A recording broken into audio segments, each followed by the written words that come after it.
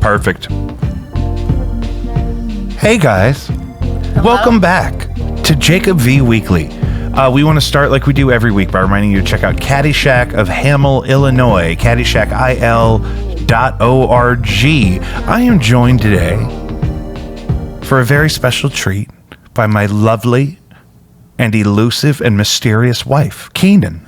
Keenan, welcome to the show. Hello. You've never officially been a guest on the show. No, I haven't.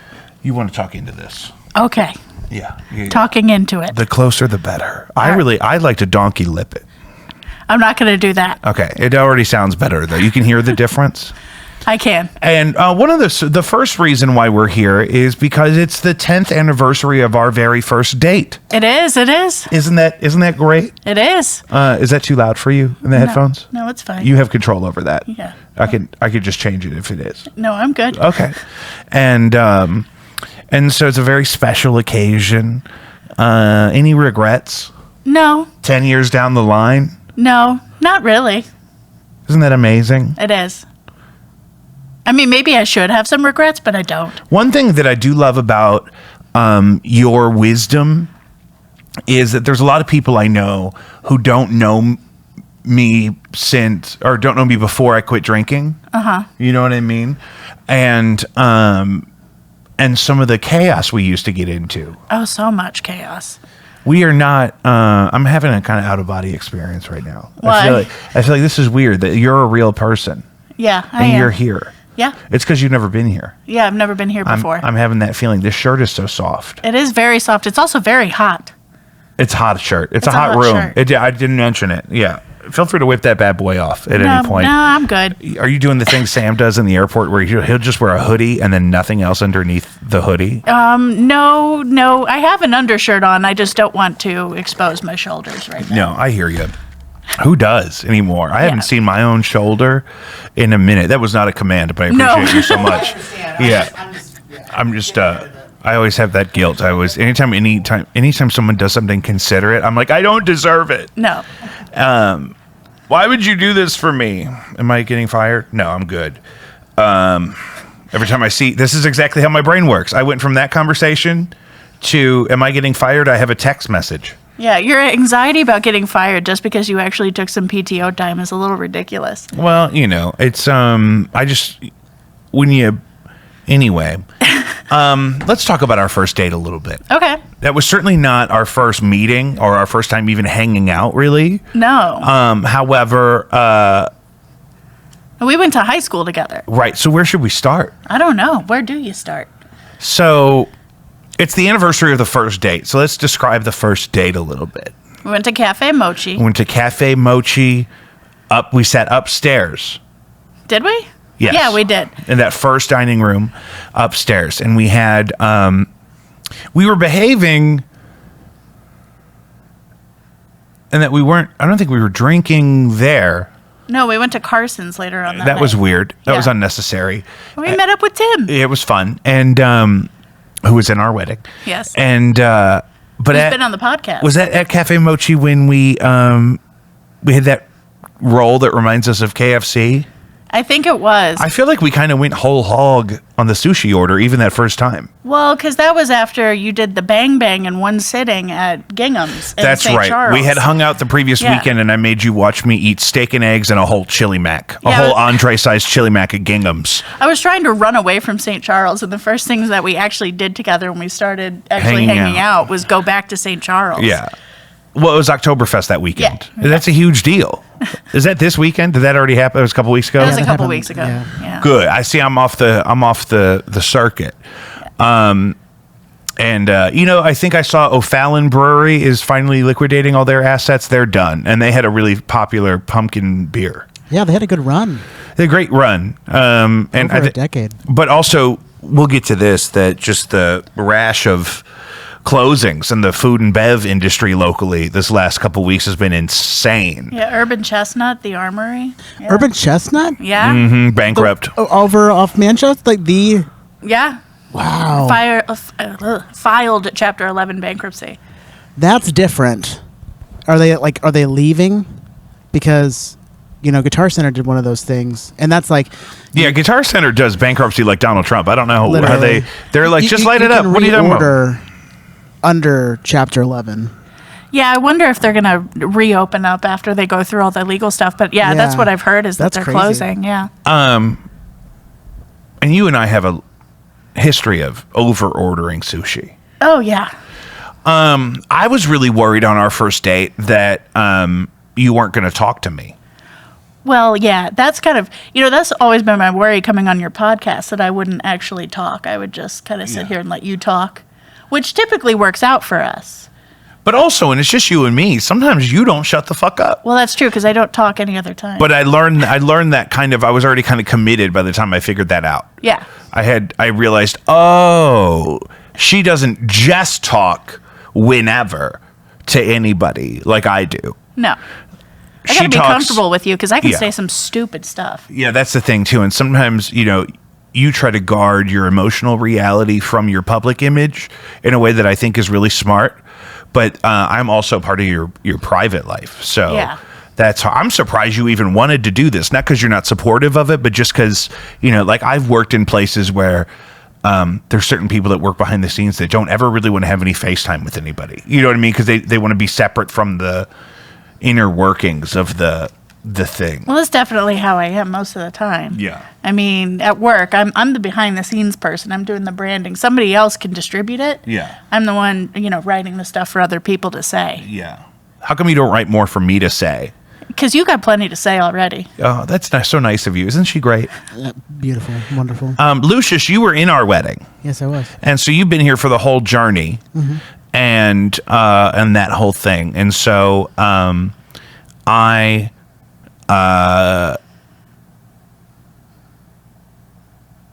You going anywhere with that? nope. I'll tell you my favorite. Yeah, good. My Thank favorite you. Jacob and Keenan moment. I think was probably your proposal. Oh, yeah. I thought that was like so wonderful, like public, so public. Yes. After a concert On the but- steps of the Peabody Opera House Yeah, so immediately after a cute. Queens of the Stone Age show. Yeah. Dozens of my friends were there by accident Yeah, because they were just at that show. Yeah. Yeah. It was pretty magical. Jack Lawrence from the Raconteurs and the Greenhorns was in that crowd. say that one more time. Jack Lawrence From the Raconteurs. and the Greenhorns. He's the bass player. I have no idea who the Greenhorns are, but That was his band before he was just in the Raconteurs and the Dead Weather. he was. I saw him in the crowd. audience. He was like seated in our same section. And then So there's a chance he saw you propose. I don't know that he was looking up. He's a little guy. It was a big crowd. Well, I'm surprised you were able to notice anything because you told me afterwards that you were so nervous. Yeah, it's one of those things, and this is something that I think anybody who is approaching this kind of experience in their life and that maybe they're nervous about this part, the thing I do to coach myself through that stuff is like the same thing I do when I'm going to the dentist. I've already agreed to go to the dentist. My mom is not making me go to the dentist, right? And I value the benefits of that service. And so even though I got to try to not fart in a chair in front of an old lady surrounded by pictures of her grandkids for 45 minutes. You know what I mean? Yeah, you don't want to But you just disrespect tell her. yourself, do you want your teeth to rot out of your fucking head?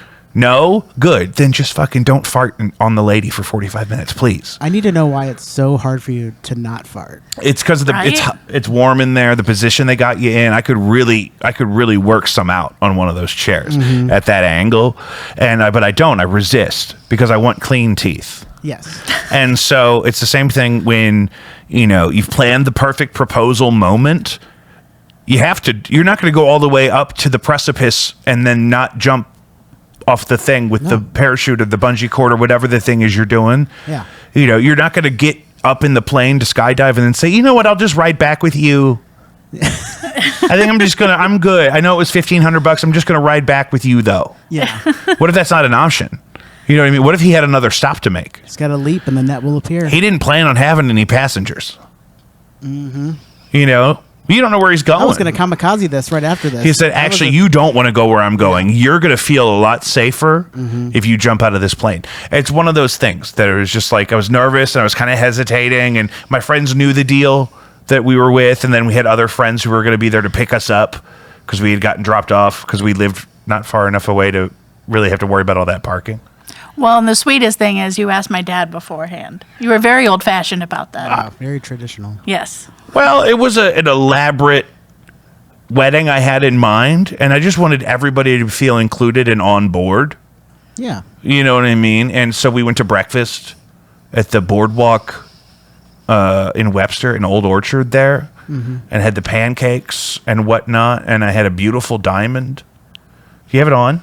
I do. Oh, give them some ring action. Ring action. The cameras are over Ring, there. Ring. Give me a little. See, and that was a huge part of our like anxiety, like leading up to that point, is we had kind of discussed like we wanted to get married, and that was a common goal of ours. We were both open to the idea and planning the whole thing. And I'm really picky about jewelry. I don't want to send my lady out there with a disrespectful engagement ring. You know what I mean? You don't want her shamed. And it's not gratuitous or like crazy. It probably didn't have to be as much as it was. You know how diamonds are and whatnot. But it's also like defendable. It's not like up in the air. We talked about this on the podcast with your mother in Sedona. That movie with George Clooney. I've never seen it. George Clooney and his girlfriend go to meet his sister who's getting married, and she holds a ring out like this, and it's like a flake of a diamond on like a yellow gold band. And I'm like, oh, that's lovely. You know what I mean? Is their response? You're like, oh, well, would you look at that? I think that's what he says. He says, oh, would you look at that? She says, oh, it's lovely. Because it's really like so modest. It's not something, that you're used to, especially in this age of social media, people like brandishing, and then... we were just two kids in our 20s drinking our 20s away. Yeah, we were. Can you imagine if we had all that money? Because we were still eating too. It wasn't like some people when they're partying they don't spend money on food. We were like, okay, so let's just get 11 sushi rolls so we have room to get drunk later. You know what I mean? Instead of let's skip dinner and just have extra margaritas. It was like no. Let's have 4 margaritas up front and no chips yet. And then we'll have chips with the enchiladas and the chili poblanos and whatnot. Yeah, you gotta have a foundation. Well, no, that's the thing. And so we were really... So if we... Well, it's like the parties we used to throw back then. We threw a good party. We always had food and We always alcohol. made sure there was food. There's plenty to drink and a diversity. We're not just stuck with all... hard liquor, for example. You got to have some bubbles mixed in. You got to have some sugar-free options. You got to bake some cookies halfway through the day. Maybe the hot dog machine is going. Yeah. If it's a big enough party. You forgot about the hot dog machine? I can't believe I did. It's missing right now, I think. Oh no! My family has my extended family, I'll call it, has in their general custody an old hot dog rolling machine. It's like a heat lamp with a cage, and you just load it up with hot dogs, and you can slow roll like 15 hot dogs at once. Highly recommend if you're going to, especially if you If you live ever in see Dogtown. one for sale, Yeah. If you live in Dogtown, you're throwing a St. Patrick's Day party, you have to have the hot dog machine. because there's no raw meat, so it's not dangerous, and you can warm the buns on top of the thing and leave buns up there, and you can just set out mustards and chutneys and whatnot. And people are drinking, you get a little too drunk, you make yourself a nice hot dog. You come back to life a little bit, you get fortified. And then you go back and you slam a couple, more glasses of punch and a couple Miller Lights, and you go shoot the gun at the dumpster, and you come back, you have another hot dog, maybe some chutney, Sweet Baby Ray's. That was the problem with that party too, or that particular one that I'm thinking of, is because I brought out my old Mizzou days and I made a jungle juice type concoction that knocked us out by early in the afternoon. Yeah, some of our St. Patrick's Day parties, I don't remember anything after about 12:01 p.m. Yeah. Noon. Well, because we started drinking at 7. 7, 8, 9. People want to drink before the parade. You got AC in a bathroom or heat in a bathroom, depending on what kind of year it is. And parking. Our street was never blocked off. We were like right on the edge. That house would have been worth keeping just to have parties in that one day a year, because it was the perfect location to be adjacent to everything, because we could walk and get 2 blocks to the thing, to the actual parade route. Yeah. But it was angled at such a way that they didn't block our street off. It was like a real life hack there in Dogtown. We lived on, what was that? Brock off of Dale. Dale. Dale's a nightmare though to drive on. Oh, absolutely nightmare. It's like a alleyway that you put it's like if you use somebody's alley as an annex for 64 is what it is, which is an interstate highway here. We have an international audience, so we can't be I was too going to say, we're being very St. Louis specific right we now. have an international audience, so we can't be too local. We have people on the Patreon who have never really lived here in any way long enough to understand the deep nuances of every block of the city like I do. Yeah. And that's not their fault. It's my burden. I'm the keeper of the keys. You're saying international, though. Yeah, sure. Like, are we talking about other countries? Absolutely. What other countries? God damn it. If you're going to just throw that out there, you got to have it Yeah. on command. Literally. I do like that you're going into detail to find it. I would have just named some random. Yeah. Well, because I don't want to Bangladesh. misspeak because like I also get metrics for like No Antics has a lot of listeners in the UK and Switzerland, and so I don't want to say like Jacob V Weekly has listeners there. I would have just said Bangladesh. Bangladesh this show is huge in the United Arab Emirates. That would definitely be a surprise. I'm not logged in to the Podbean app right now, You probably so don't. we're gonna move on. Yeah, let's move on. Bangladesh mostly. Yeah. We're killing them in Bangladesh, and because we have a common love, and that's George Harrison. Me and the Bangladeshi people. I didn't know that about them. Yeah, they love George Harrison there. He did a concert for them once. They never really got over it. I mean, okay, I have a question for you, very serious. How much of what you say in a day is just made up? Okay, can you Google George Harrison, Bangladesh? Yeah. Because that's the thing you do to my poor mother. She's so confused every single time she has a conversation with you because she doesn't know what's true and what's not.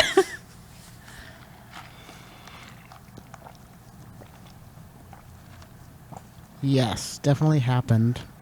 Did it? Tell Keenan what There was happened. a I don't want to be there was accused a of pair anything. of benefit concerts organized by former Beatles guitarist George Harrison and Indian sitar player Ravi Shankar, Shankar. Thank you. R.I.P. Well, fascinating. Isn't Ravi Shankar Nora Jones's father? Our uncle or something? Godfather? Hold for that one. Hold the line. But it did not happen in Bangladesh. No, I said for them. I thought it was in. Keenan, what was your perception? I thought it was in Bangladesh. Yeah. Comment down below if you thought Sound off in the comments. if you thought he said in. I said for for. them. You're getting your prepositions mixed up. No, they brought everyone from Bangladesh to Madison Square Garden to see George Harrison. Every single person. Yeah, because he did the thing concert for Bangladesh, which is why they called the thing after he died concert for George, the tribute thing, which was like the precursor, I think, to the Rock and Roll Hall of Fame thing that Prince did that you see all the time now on clips, clipped up. Clipped up. Keenan, Nora Jones is his daughter, though. Nora Jones is Ravi Shankar's daughter. Yes. You got that one right. That's 2-0, baby. I know. Nice. Well, I'm going to give you 1.5 because of that preposition mix up. Okay, you guys mixed up my preposition. This is what the preposition mix-up was. Roll it back. Yeah. So I think a huge part of the thing that you and I talk about, Keenan, that I love is our perspective on our own like relationship and experience, like growing up and stuff. That like growing up, we would have never thought that we would have jobs that were related to the thing we went to college for, and we would get married to somebody and have like a home, and like we never thought we were going to get to do any of that stuff. No, we didn't. Separately, even as children. I mean, I was like that. Those were my life goals because I thought that was as far as I was like ever going to be able to get. Yeah. You know what I mean? And tell me about that. Well, it was weird achieving those goals, I think, more than, I mean, maybe I'm starting at the end there, but it was weird achieving them because then it's like, what do you do next? Yeah. That's the thing. People don't ever tell you that, like, especially in like a holistic, like really mainstream way, like people get bored of talking about, okay, so once you're married and once you own a home, these are the things you can look forward to, and these are also the things to look out for and to plan for and to, you know, be prepared to handle and whatnot. And so we both, especially because it paired with right after COVID. Yeah, or during, really. Right. We got married and then we bought a house, and then COVID happened 3 months later. And then, so we were quarantined in the house, and I quit drinking alcohol for the first time for any extended period of time, really. Well, And what is it, 4 years now? Yeah. 4.5? Yeah, 4.5. Yeah. It'll be 5 in March. And then, not that I'm counting. And I'm thankful for every day. yeah, me too. And but the experience there was like, oh, I don't need to drink like that anymore. Because like the first weekend in quarantine, I drank like all the booze in the house. And Yeah, I made myself very sick. Yeah. I just didn't feel good at all for like 4 days. Like even if the world had been open, I couldn't have done anything. No. And I was just like, oh, wait a minute.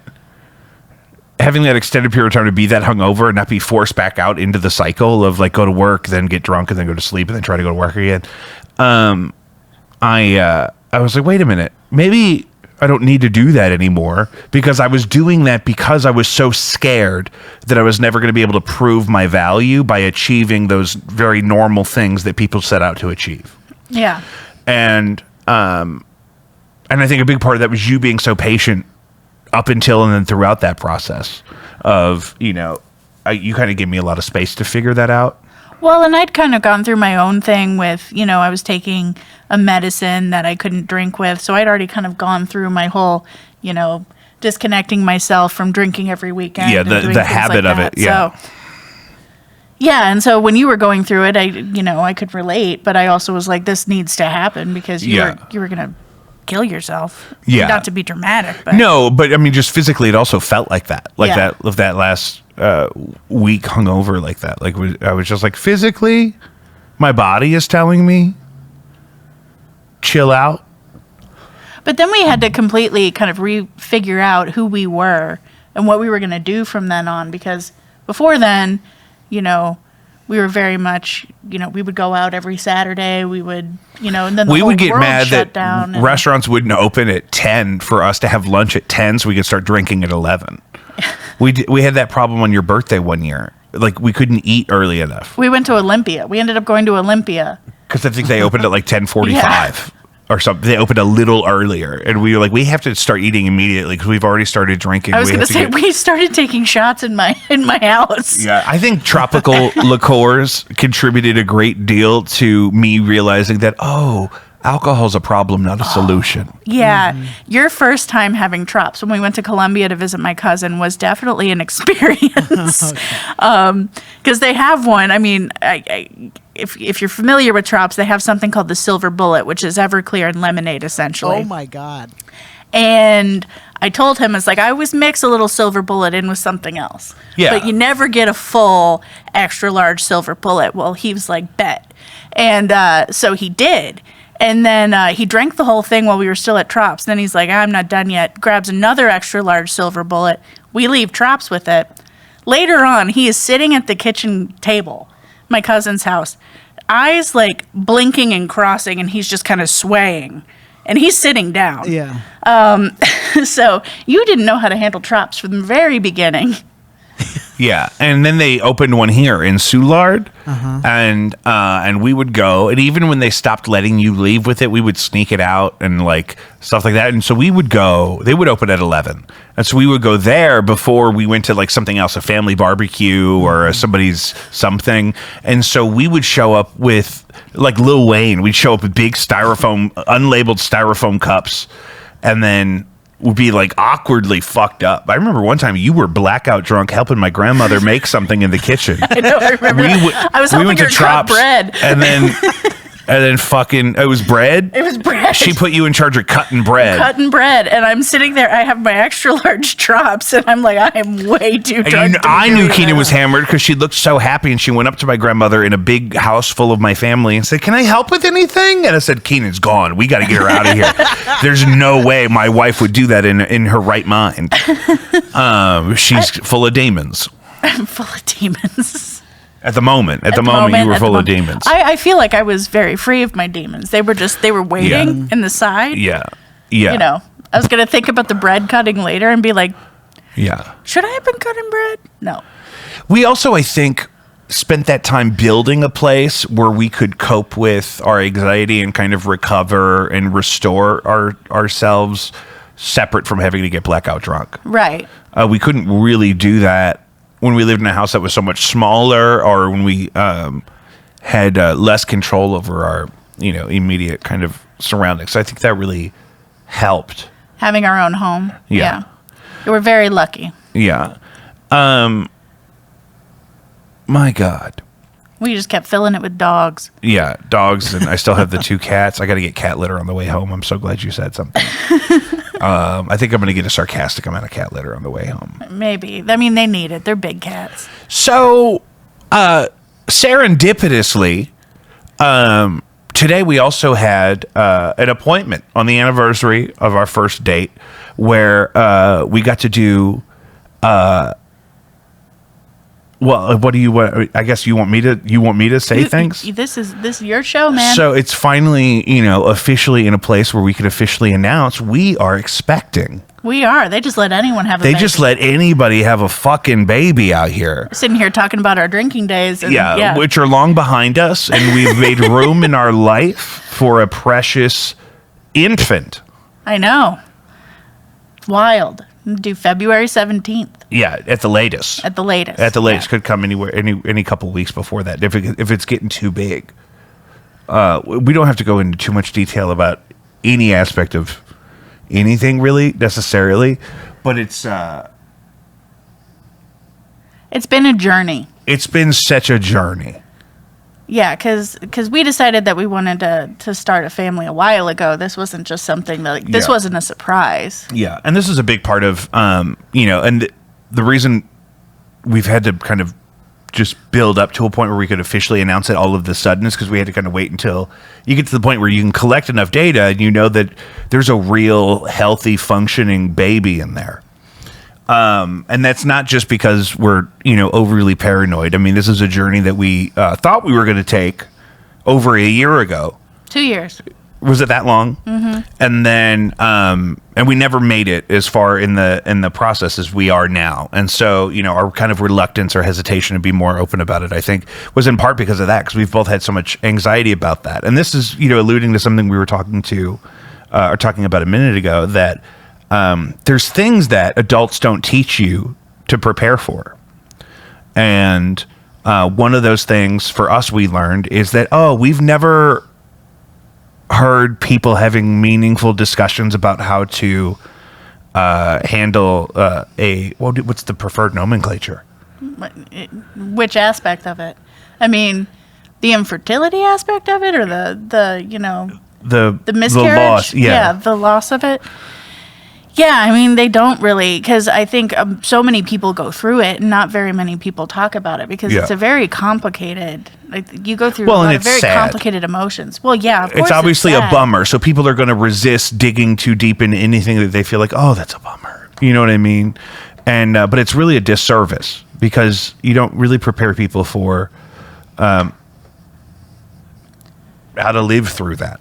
Yeah, well, so, I mean, we started our journey back in, beginning of 2022, and, we didn't really have anything happen for the first year, and it wasn't until I was like, okay, maybe we need to go see somebody for, fertility issues, that we got our first positive pregnancy test. And it was a rough time just in general. I mean, there had been a couple deaths in the family. It was just a really rough time, and then... we miscarried at around 10 weeks. Yeah. And we'd already told so many people, so it wasn't... Yeah, because it'd been so long coming. Yeah, we were like, it finally happened. The hard part's over. So we told some of our parents, And then they told some of their siblings at that time, and in a way that, you know, they knew it was way too early to really tell people, but we had already told too many people for how early and unsure we were in the process of that time. Yeah. And so, you know, I mean, it brought up a lot for us. I think it also brought up, you know, things that we had about, you know, like our place in the universe and what we think about life and, you know, all the, you know, from a political standpoint, everything that's going on. I think it made us just kind of think through some things in a way that we hadn't before. Yeah, and to really reaffirm that, oh, actually, we did definitely want a successful pregnancy. Yeah. You know what I mean? It was like for the very first time you get a pregnancy test until whatever the next part is, you're just like really unsure the very first time, I think. And then in our case, at least in my experience, and that, you know, when that ended up not being viable and not coming to fruition, that the experience was, oh, I definitely still stand by that decision to try. You know what I mean? Like, you figure out that you definitely still, you reaffirm, for me, it reaffirmed that goal that, you know, if we get that opportunity again, it's going to be abundantly welcome. Yeah. That's what's weird for me in talking to people about this, is that in my family, traditionally, you have kids when you start having kids. And then when you have too many of them, you kind of stop having kids. And then, you know, you're like 25 and you have a bunch of kids already. I'm 33. I told my Aunt Cindy when she got pregnant the first time that you're too old. And she was like 28. Well, there's definitely that sense of you're getting too old to have kids. I mean, Yeah. I don't know that. I mean, men definitely don't feel that like women do. But yeah, it's definitely. I was looking at the clock and I was like, okay, maybe if we want to start a family, maybe starting at 31 is probably a good place to. Yeah. You know, before it's a geriatric pregnancy. Yeah, which is 35. Yeah. So apparently, legally, they call that a geriatric I think pregnancy. medically. Maybe not Medically is the maybe word. not legally.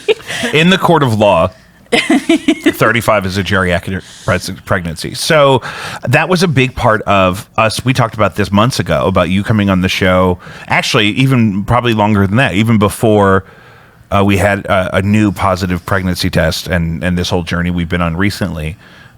We talked about wanting to talk about that part of that experience, and that one, you know, if it's something that you've experienced or that you've worried about, look into how common it is. Yeah. Because a miscarriage is really, really, really hard, but also way more common than people talk about. And if people knew how common it was, you could connect with somebody who's experienced what you're experiencing in a way that could be meaningful, because it's a gap in our mainstream culture. Well, I think it also because it was so early. You know, I felt so conflicted when I was going through those just feelings of profound loss, because it's like, it's 10 weeks, you know, that's not very far along, but it felt like, you know. It challenged that for me. It Yeah. felt like what? Oh, no, you go ahead. That I do not want everyone in the comments to say I was talking over you this whole time. I'm already probably guilty of it. That because they'll tell me to my face. They'll say, you were talking over your wife in the pod. And but that. So what were you going to say? I don't remember. I was saying, you know, so at 10 weeks, you know, and that, I mean, that loss devastated me. Me and too. so, Yeah. and I know it devastated you too. And so I, you know, one of the things I want, and I felt so weird because everyone else that I had talked to, some of the people at least, they were like, oh, like, you know, you weren't very far along. And that's a natural instinct for Yeah. somebody to try to talk you out of being as devastated as you are in any case. Yeah. A breakup or losing a job or anything, someone's always going to try to talk you out of how upset you should be, because they're trying to be helpful, and that's a natural reflex. It's not intended, I don't think, to be insensitive, though it does kind of feel that way. Yeah. When someone's trying to say, oh, it wasn't even real yet, you're fine. You know what I mean? Like, it felt real. If I don't know, like, it felt real. If it had just kept cooking in there, it would really feel real in a minute. And then I think we have to mention this, because for people like us, it's got to be challenging politically. Yeah. We would both identify as pro-choice. Oh, absolutely. And I still am. Absolutely. To this day, yeah. Absolutely. But to try to figure out how to feel about being upset about a loss of a pregnancy at 10 weeks, and then also trying to figure out like where that fits in your like your own political beliefs about, you know, right to choose and different forms of treatment and different time frames of that stuff. It was like, okay, so I'm not saying that a pregnancy should not, under any circumstances, be terminated, especially in a medically, you know, necessary situation or a tragedy or some kind of a criminal aspect. Yeah, in any sort of aspect. But yeah. it still very much feels like you're losing a baby when you have a miscarriage at 10 weeks. You know what I mean? It still very much feels like that there was a potential for an identity and a real change to our lives that would have taken place sooner than it is now. But I mean, and I think people, if someone's going through this on their own and they're like ideologically similar to us, I think they would really struggle with that. They really struggle. Why am I so sad if I've been saying my whole life I don't even believe it really counts yet that early in the process? Yeah. You know what I mean? And it's totally okay to feel and believe both of those things. well, when we left the ultrasound where they said that there was, you know, no heartbeat, that this was not viable, I think we had that conversation in the car. Yeah. When we were driving home. There was this exact conversation. It's like, you know, was it real yet? You know, what do I believe in anymore? But I think what reaffirmed it for me was just this, not the terror, that's dramatic, but the fear I had with the whole process of miscarrying too. Like even on they did a pathology report after I had miscarried, and there was like no further investigation required was written on this report. And it just completely floored me. I'm like, there are some people that don't see that. You know, there are some people that have to be, you know, poked and prodded more. They're going through this devastating loss. And, you know, they're investigated more. It's just cruel. Yeah. I mean, and the shift in the vibes amongst like medical professionals when you're pregnant and then when you're not. You know what I mean? That's actually it was it was terrible at the time, but it's kind of funny looking back on it. How she went from calling me mama to girlfriend, like in that same appointment. I was like, oh, okay, all right. Yeah, crazy. And she's a sweet lady, but she's a very sweet lady. My God. And so coming into now, we had all this anxiety about we don't want to relive any of that stuff. Yeah. However, we kind of got a redemption arc in there with that same place because we had to do our first appointment or two at the place where we had experienced the loss before. And they promptly told us we were too fat for them and we had to move. And so we're at a different hospital now. Isn't that what happened? Yeah, essentially. That's what happened. And that's fine. Medically, though. They didn't say that legally. They said it medically. And so now we really love our situation, our arrangement of care and our new doctors and the whole system that we're a part of now has actually been really amazing for us in the past few months. But we got to have that closure. We got to go there, and this is where the bad stuff happened. But they're saying this time everything's good, and we're going to send you to an even nicer place. Yeah, and baby's been perfect. Yeah. I've been the wreck. Oh my God, I don't even know what to say about that because I love you so dearly. Yeah, I've already managed to squeeze in an overnight hospital stay. Yeah, yeah, and. Just keeping you on your toes. Just, can we just talk about if you're going to put a thermostat in a hospital room, let it work. Otherwise, just don't put it in there. Don't put a placebo thermostat in my beautiful, sensitive wife's hospital room. I'm in there sweating and I'm cramming buttons and nothing is changing about my experience. It's cruel. My favorite thing about that room was the teeny tiny little fan on the ceiling that every single time you turned it on, it wasn't even over the patient. The bulb, like the pendant where the chains would feed into, right at the base of the ceiling fan. I think had a greater wingspan than the blades of the fan. Oh my God. You know what I mean? It was a real chode of a ceiling fan, a very petite ceiling fan. And so, but officially today, right? Everything that you need is kind of dialed in by Yeah. your medical team. And we've been able to really kind of celebrate and get excited and scared, of course, and whatnot in a way that we just didn't even know was going to be possible. But it's, you know, and I don't want to be, there's a level of, this is the other thing too, is there's a level of privacy and mystery that I think is totally okay for us to maintain about our personal life. Yeah. However, we were kind of given permission to share as much as we've shared, I Yeah. think. And that, because we're both excited We're both very excited. and we have no reason not to be. It's a very exciting time. It's so exciting. Yeah. And let's reflect on, for while we have time, telling our various peoples to the, I mean, what, I think your dad's reaction was my favorite.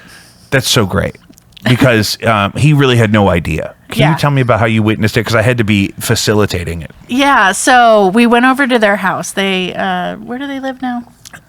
It's an undisclosed, Undisclosed, southwestern location. Anyway, From here, southwestern from here. let me just dox your father real quick. Yeah. So we went there. It's literally, there's not a high enough population Yeah. there for me to tell you the name of the municipality because somebody that looks kind of like me will stand out like a sore thumb in a population of, you know, that whole thing. So you keep me in check. See, I say stupid things if I don't have time to think about it. But anyway, so we went there and we were actually delivering under the guise of delivering a guitar to him. Yeah, he's also going to, you know, learn to play some cowboy chords on an acoustic guitar because he's got a beautiful property he can sit out and kind of do that on. He's less mobile than he used to be. He's fine, but, you know, he liked the idea. And I found a perfect Fender acoustic electric with a tuner built in, and it came with a hard case, so he really doesn't need anything. Yeah.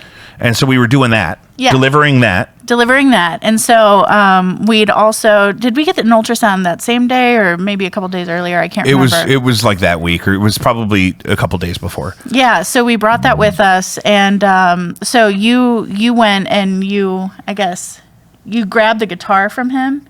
Oh because yeah, you I were was going to show him something, and show I him something, gave and him then the you reel gave of him photos. the ultrasound photos, and he's like, did he essentially just say, "What the fuck is this?" Yeah. He said, "What is this about?" Because he had no idea. I just kind of dropped it on him. Yeah. and because it was with him, that's really the best way Yeah. is to really, just like a Band-Aid, Yeah. just jump right out of the cake.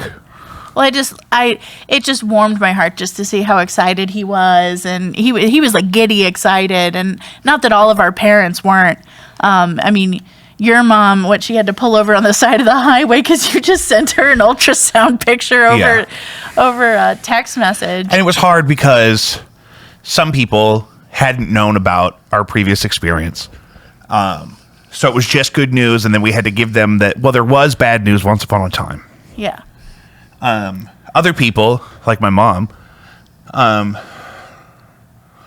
knew both times, and so her reaction was different because I couldn't wait to tell her in the way that I don't see her enough, really. No, that you like don't. that I couldn't like really wait like however multiples of days it would be, and so I had to risk just telling her while she was driving on the clock at work, and you know, and she knew, you know, how kind of emotional and kind of whatnot of a process it had been. Your parents are married, so we got to tell them together in person. Yeah. Well, no, my mom Had to tell your dad. my mom told my dad because she sniffed it out because I wasn't going to tell them because they had been very devastated by the first loss too. Yeah. And so they wanted, you know, my mom's like, you know, she wanted us to wait a little bit longer before we told them. But she kind of guessed it. Yeah, that's the thing too. Especially like I mentioned, we, for example, we are known to overorder sushi, and then in pregnancy status, you have no sushi allotment in your quota or whatever.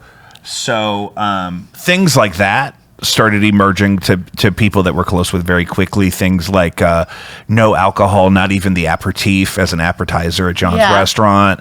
And then no, what else did you not have that day that was, you weren't drinking, but something else your aunt guessed was. Oh, I had a craving for mole. Oh, yeah. She had cravings and she wasn't drinking alcohol. So her aunt was like, you're knocked up. Yeah. You got to be knocked up. There's no way around it. She asked us at the table and I was like, and I'm like, hey, whoa, I got a secret baby here. Will you chill out? But it's also just, again, because of all of that stuff, it's been, I love that. But I also love it just on my aunt for a second. She was also the first one to send us a little shirt for the baby. Yeah. And little LA Dodger shirt because she's like, I gotta, stake my territory. Yeah, because she's lifelong LA. It's LA or abroad. Yeah. Yeah. Bangladesh. She actually lived in Bangladesh for 47 years. Oh my God! Did she know George Harrison? I heard he was she put that whole thing together.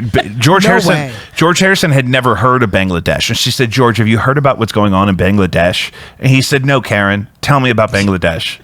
Her name is Karen. Yeah, that's her real name. Shout out to Aunt Karen. Yes. She's a good one. She's absolutely. Yeah. Absolutely. And a lady of the world. And so, but that's the thing that, like I mentioned, people don't prepare you for. People don't necessarily prepare you for having good news. Like there's been a theme on this show lately. I ask people what they're excited about or what they're looking forward to. And a lot of people who aren't as blessed as us or who are going through something or who have gone through something, and it's hard for them to know what to look forward to. Because I don't think because if you're doing celebrations as a part of your routine, you're probably in a youth group. You know what I mean? There's this thing that like the evangelicals feel like they have the lock on joy or like positivity. And then, or anything motivational is like alt-right man's rights activists now for some reason. It's like, wait a minute, what about normal people just reminding people that, hey, it's okay to be excited about something and to have good news? Because my emotional response has been, I don't know how to handle being excited to tell my parents something. Yeah. And there's no but, and there's no, but I need this. And it's just, hey, guess what? Pure positivity. Yeah. I'm happily married, and we're both gainfully employed, and this economy's fucked up. We should be fine. Yeah, it's the economy's fault, so. And then we're having a baby on purpose. Mm-hmm. It's just weird to know how to tell people that. Yeah. I mean, I think we've been doing a pretty good job. Yeah, I'm more so talking about how I feel about it. It's weird to know how to feel about. Well, because you don't like to accept the fact that things might be going right. It doesn't make any sense to me because I was raised to believe that I am a sinner and everything is my fault. And if I was just a better child of God, the world would be at peace. Oh, Lord. And that's the indoctrination that was bestowed upon me. I didn't ask for it. I don't necessarily regret it either because I think it motivated me to try to be a measurably decent person and to try to make sure I'm objectively on the right side of history. But it also means I don't know how to feel when I get something that I deserve, like the reward of parenthood. Yeah. You know what I mean? Like or soak it in type of way. I think it's a lot of the reasons why people say, monogamy is so challenging or monogamy is declining in our culture is because I think we don't tell people how, hey, maybe it's okay to not be perfect and then to try to work through that and maintain a relationship with another person at the same time. You and I are way more secure and level-headed than we were when we got married, or certainly 10 years ago when we first started dating. Well, we've gone through a lot of therapy. And I think that's not like even together. It's just like separately. No, not together at all. I'm open to it. Yeah. We could do that. We should just do it here, though. Like confidence. Yeah, exactly. Yeah. And because that was the thing. I think we had I'm speaking for you because we've talked about it, and you can correct me if anything I say doesn't represent you. I will. And I hope, I know that you will. And that I had decided, okay, I am not the perfect specimen on the planet, but I am conscious in my own body. And so I'm going to invest some time and energy and resources into trying to just feel a little bit better every day. And I did that for years off and on in therapy. And because I kept just saying, okay, I'm going to I'm going to stay on the planet, and I'm going to go ahead and try to work through some of these problems. I actually got to work through some of my problems. Some people, for various reasons, don't even maybe have the privilege to sit down and take an hour out of their cycle to check in with their problems. Yeah. Much less insurance and transportation and schedule availability. You know, if I was a single parent at 19 working 2 jobs, I wouldn't have time for therapy. Even if it was free, I wouldn't have physical time. Right.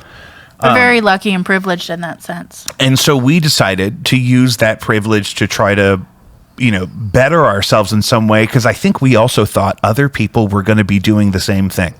Yeah. I think I graduated high school, for example, thinking all these people are going to try to be a better person than they are today, tomorrow. I don't know that I necessarily thought that, but I could see why you might have thought Definitely 8th grade graduation. I thought these kids are trying to. Kindergarten graduation, though, I don't even remember going to. I don't think I was invited to the end of, because that's when I got kicked out. I was going to say, you got kicked out. Well, they let me finish the year, I think. Did they? Yeah. They just asked you not to come back. Right. They just strongly insisted I do anything else. That was the same thing I heard from the Afton Boy Scouts, Cub Scouts. They were like, maybe Cub Scouts isn't for because we were you. moving. They were like, maybe do something else when you get there. Maybe play an instrument. Maybe get him a piano or something. That boy, strange. Give that boy a microphone. He's got a lot of energy to get out. Give that boy a microphone and a soundproof box. So good. So we got all that out of the way. Keenan, what are we going to do about Palestine? You know, I'm joking. Yeah. You do not have to comment on that. You do not have to comment. we're not going to comment on Palestine. I do not need you specifically to comment on Palestine. I wouldn't do that to you.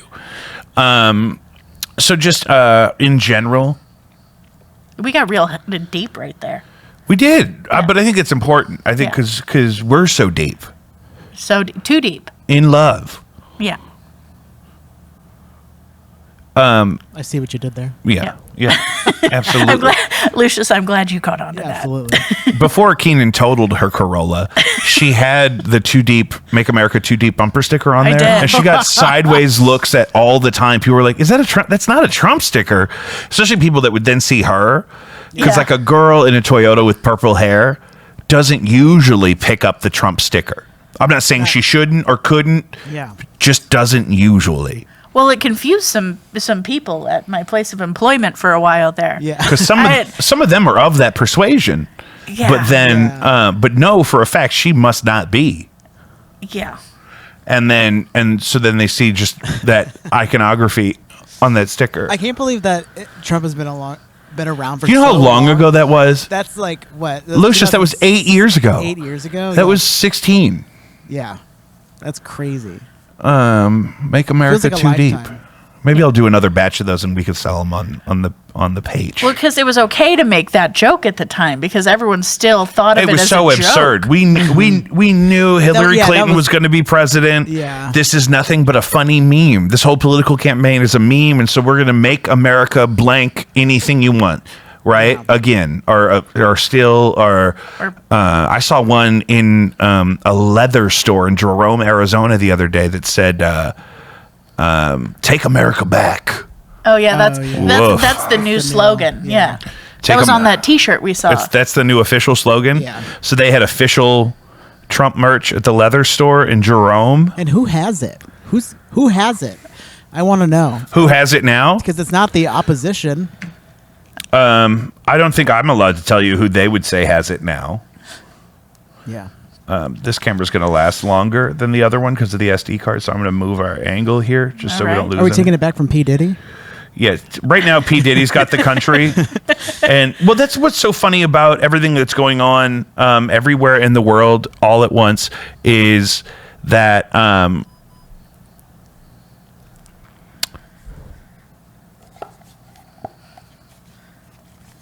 you distracted yourself. I know I'm doing too much at once. That's the thing that's P. Diddy. when Trump wasn't the president yet, we had a thing called Pizzagate, where we thought famous people had sexual slaves in the basement of a pizza restaurant. Right? Now, at the time, before Trump won the election, that was just all QAnon Reddit malarkey. But now 8 years later, that guy is now the former president. Those hats were in the White House for a little bit.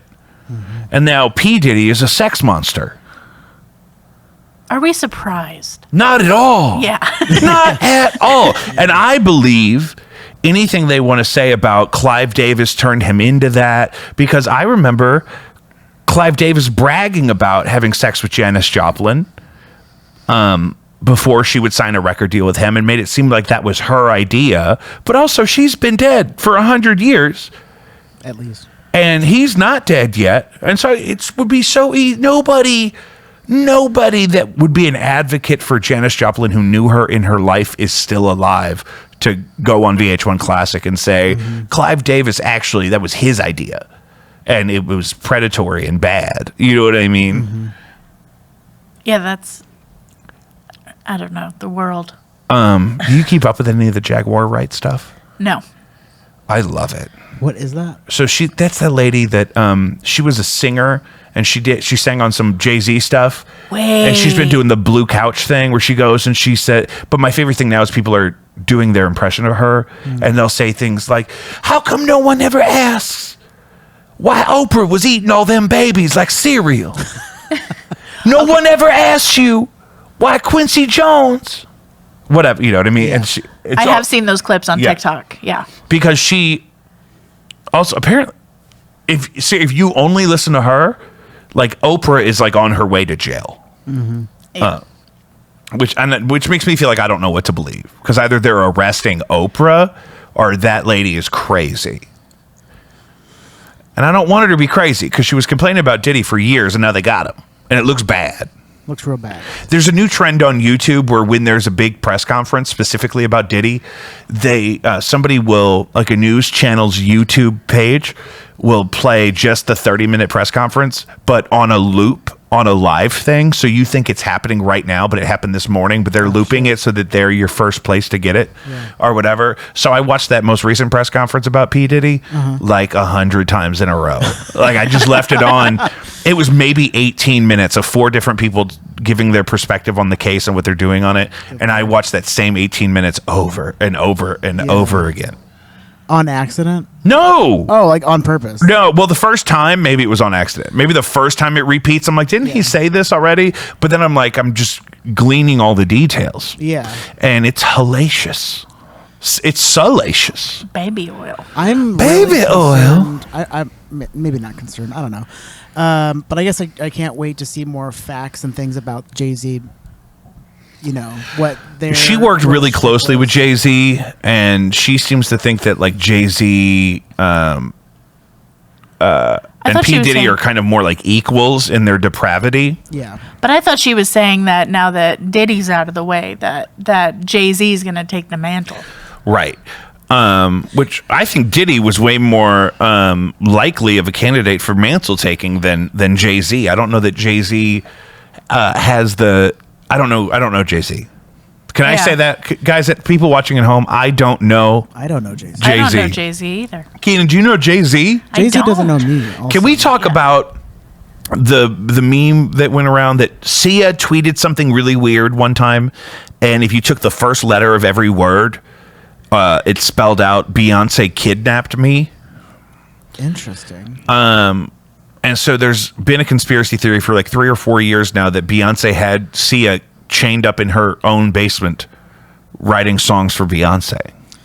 That's crazy because that's like unfathomable that would even happen. But then also, I've never been in the position of power where I feel like I can do debaucherous acts and feel like I can get away with it also. Right. Yeah, that is just it's the feeling like you're going to get away, because they get away with it for decades. Yeah, you know what I mean? Yeah, like okay, let's say that Jay-Z is on the same level as P. Diddy, and we know that Beyonce and Jay-Z have had a relationship that's tumultuous as well, and she built a vision on staying with him through a bunch of issues as well, like with sleeping with other girls maybe, or whatever it may be. She stuck with him. That's the other thing. It's never just girls. Yeah. You mean Jay-Z's Stuppen? Oh, yeah. Well, that's what they keep on saying. On That's all why the I said it. TikToks. Yeah.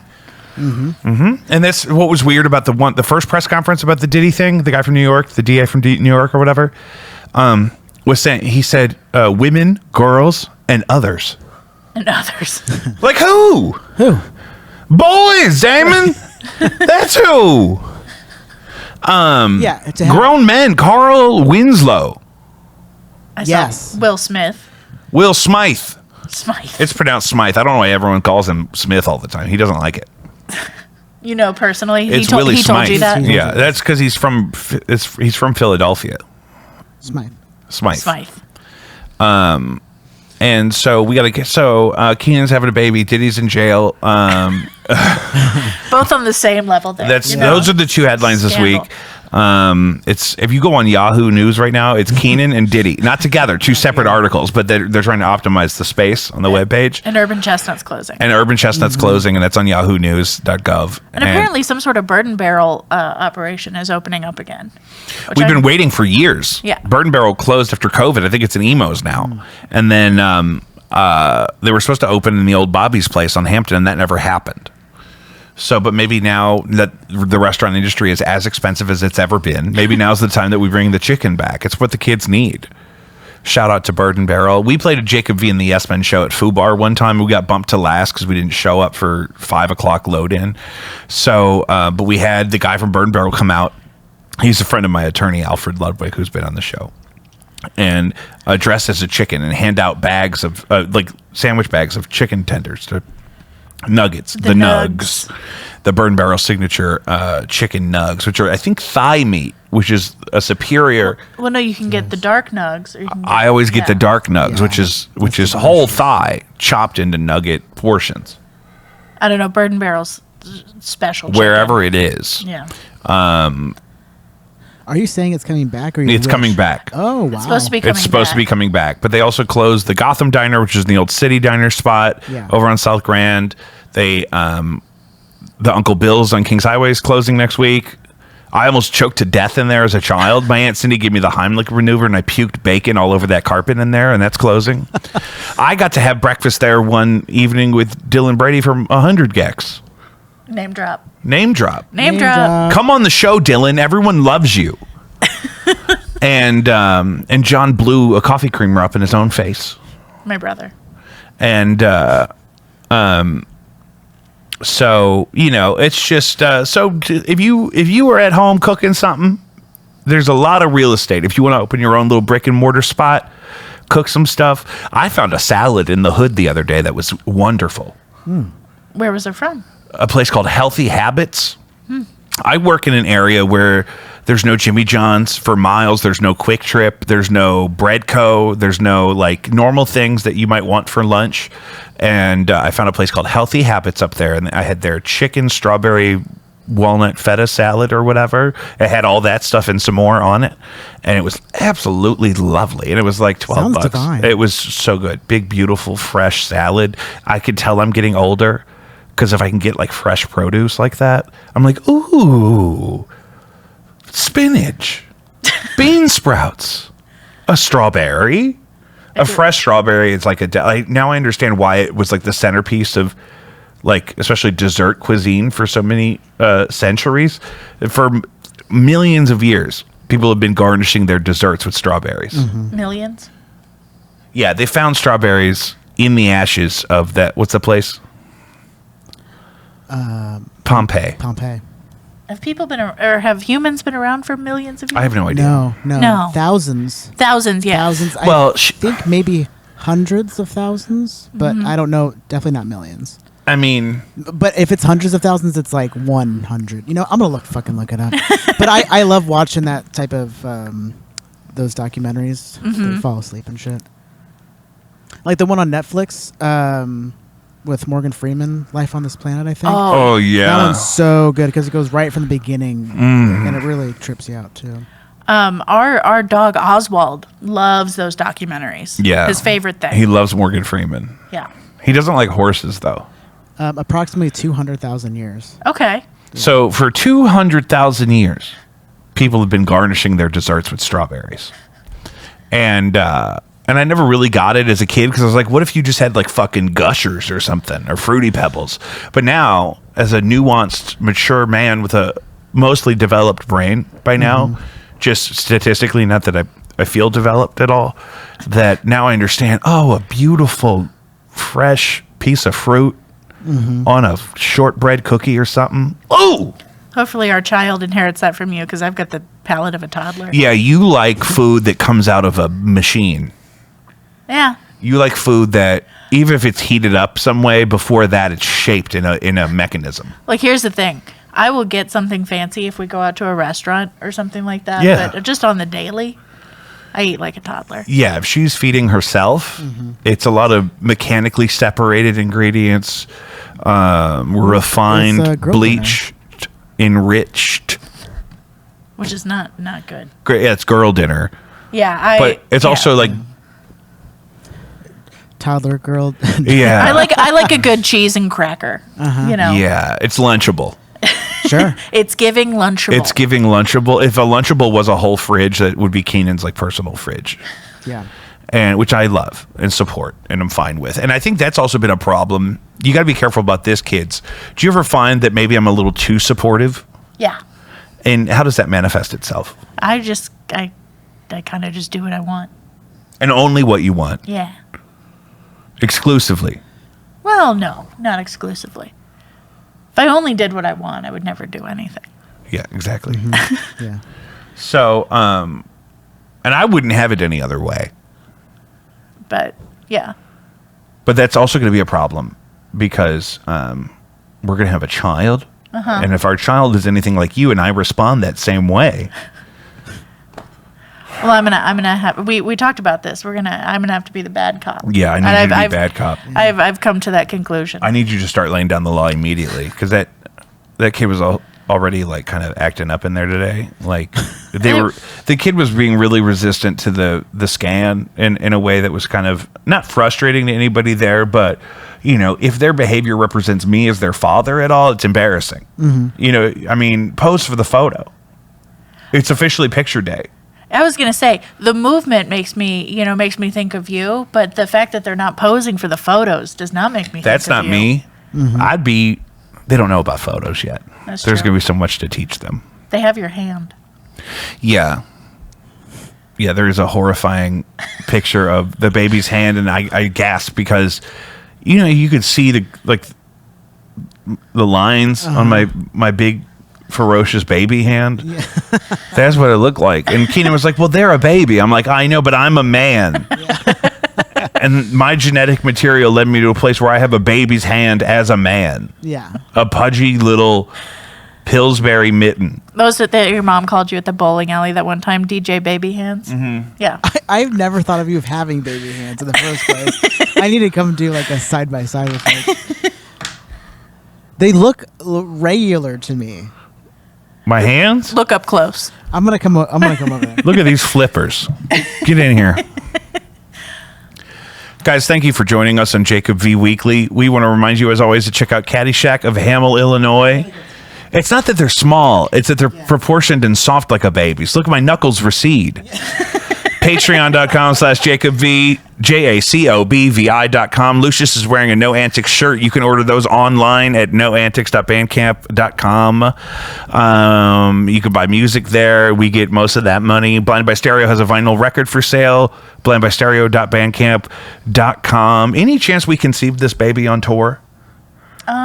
Very slight chance. Very slight chance. That'd be a good story. It would be. I think it was in March though. Yeah, we don't have to talk about Yeah, we conception. don't. Not No. everyone knows the story of their own conception like I do. Yeah. Next week on Jacob B Weekly, how I was conceived. I should get them both in. You know what? I should make them both meet me at the location where it happened. I should interview them about it. We'll put on some White Snake. Nobody asked for that. It's like a parent. You're parent trapping them. I'm going to parent trap them, but I'm not trying to get them back together. I'm trying to get them to answer for their Oh, gotcha. crimes. The suffering they put me through just by making me be here. Cat's out of the bag. I love you. I love you too. And I'm so grateful for you. I'm grateful for you. and I'm proud of you. Oh, that's going too far. I think you're brave. Oh, And I don't know. I'm kind of running out of steam. all right. Hopefully I wasn't too boring. No, not at all. I didn't really get your perspective on the trip to Sedona. That's okay. We covered it in great detail in the Sedona episode. Yeah. So we're good. Yeah.